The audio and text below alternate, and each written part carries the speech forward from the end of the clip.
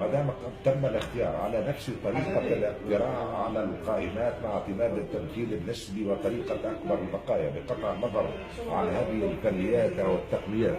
فأن المجالس البلدية القادمة والمجالس الجهوية التي سيتم تنظيم انتخابات هذه السنة كما تم تداول ذلك في وسائل الإعلام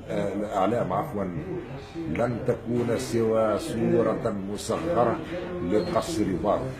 فسيتم تقاسم هذه المقاعد بين حزبين كبيرين، والبقية ستسند فيها المقاعد لبعض الأحزاب أو إلى بعض المستقلين دون أن يكون لهم أي تأثير على القرارات التي سيتم اتخاذها. ومن المفارقات أيضا أنه يتم النزاع وبعد حول طريقة الانتخابات، وخاصة حول مشاركة الأمنيين والعسكريين، ولم يتم بعد النظر في اختصاصات هذه المجالس البلدية والمجالس المحلية، فالغاية هي المقعد وليس الاختصاص الذي سيمارس من خلال هذا المقعد. ثم أن هذه البلديات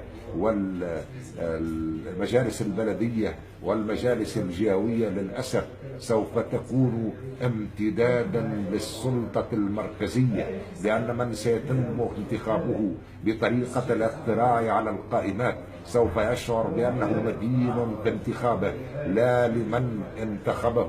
ولكن لمن رشحه للانتخابات، وهو الذي يحصل اليوم في قصر بار. الاقتراع على القائمات سيجعل من المترشح مدينا لمن رشحه للهيئة المركزية للحزب الذي ينتمي إليه، لمن وضعه في المرتبة الأولى وليس لمن انتخبه. وإذا تم تمكين البعض من بعض المقاعد داخل هذه المجالس فلن يكون لهم تأثير عليها في مستوى اتخاذ القرار. تأثيرهم الوحيد سوف يكون للأسف هو إضفاء مشروعية وهمية شكلية على عملية تبدو ديمقراطية في الظاهر ولكنها خلاف ذلك في الواقع.